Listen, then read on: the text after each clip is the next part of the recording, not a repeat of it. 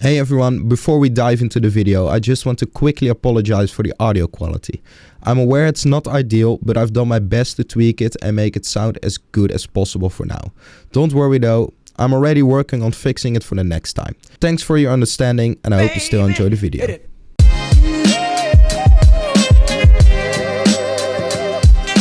Hello everyone, welcome back. Today we are here at Lelystad Airport and we are at Flight Sim Weekend 2025. Yeah, I'm just going to show you around a bit what everyone is working on, what's upcoming, what is the news in the Flight Sim world, what we can expect and all that stuff. So come with me.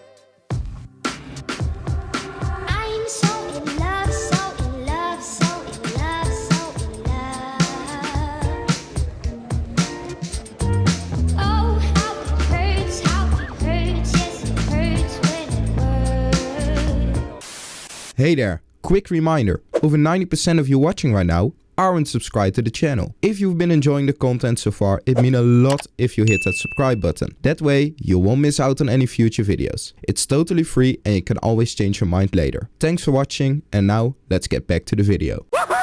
So today here with Brian from Sayintentions. Hello. Of course, yesterday you guys announced Skynet, which is already in a beta. Yes. There is, of course, a multiplayer in between 2020 and 2024 for Microsoft Flight Simulator. Are there any plans to also bring it to other flight sims, such as X-Plane? Absolutely. So one of our big goals with Skynet is to sort of unify the entire flight sim community. So yeah, we're starting with 2020 and 2024, but by early summer, we're hoping to have X-Plane 11, X-Plane 12 added in.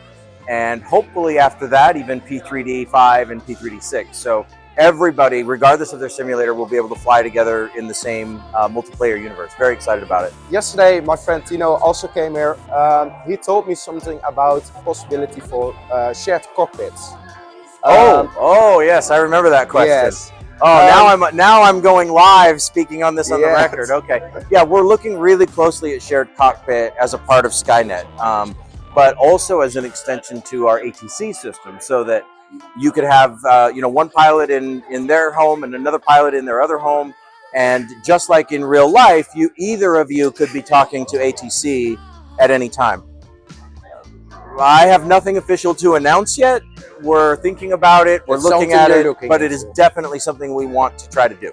All right. How's that for an official answer that may or may not? Yeah, that's good. Yeah. Yeah, I talked with a colleague of yours about the possibility to also bring your ATC with the possibility to phone markets, because there are a lot of people that do play on PC, but also a lot of people don't have the funds for PC. Almost everybody in the world at the moment has a phone, and there's a lot of really good phone sims coming out lately, such as Infinite Flight, Real Flight Simulator, those kind of sims. Is there a possibility that we can also expect something like that in the future to again unify everything? Now that's an interesting question. Nobody has ever asked me that before, so congratulations on being the first. Maybe we just barely started doing some things with the phone world. For example, we have a new product called, or a new feature we call Flight Line, so that pilots can now text ATC for things like a pre-departure clearance. Yeah. That's something that real pilots can do in real life using text messaging, so we've added that. But we haven't yet looked at possibly integrating with some of the phone app simulators, although that's something we could certainly look at. But you're the very first person to ever ask me. Yeah, it's always nice to have you. Yeah.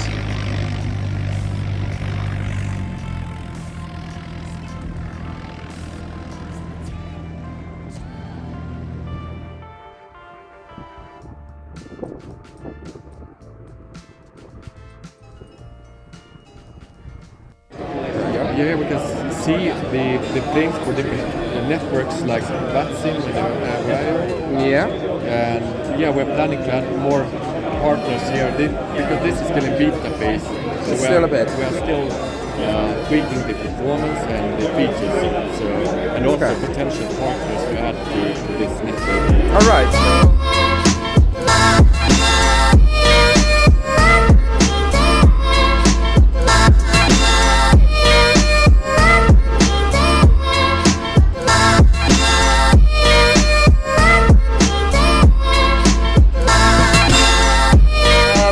tell something about what IVAO is? I personally have never heard of it before today. Of course. Well, IVAO is an online network where people around the world can fly around as pilot or can connect as ETC.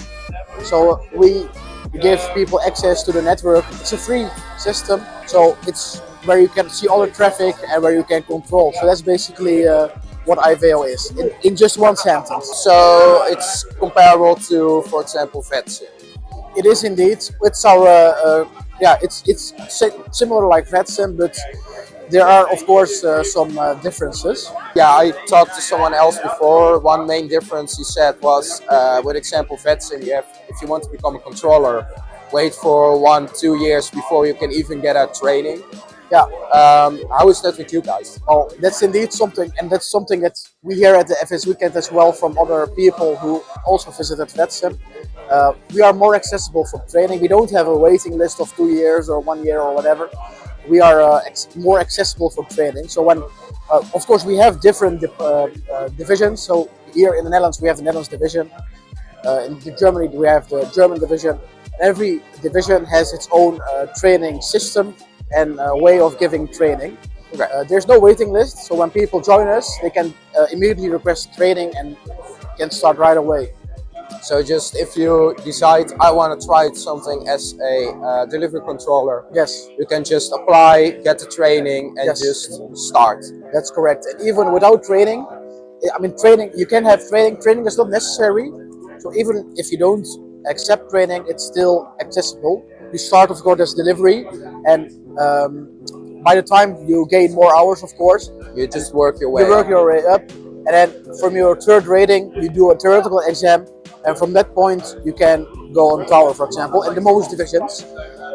When you go above that, there are, of course, practical exams. Also, they are accessible, and I mean, then you can, of course, put your way up and even become a center controller.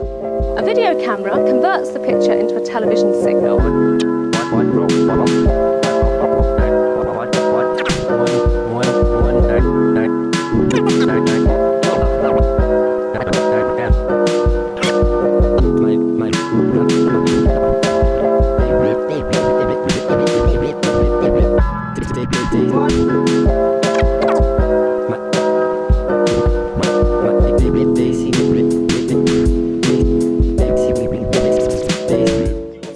I'm here now at FlyByWire. You guys, of course, have one of the most hyped planes ever to exist in the Microsoft Flight Simulator community, the A380.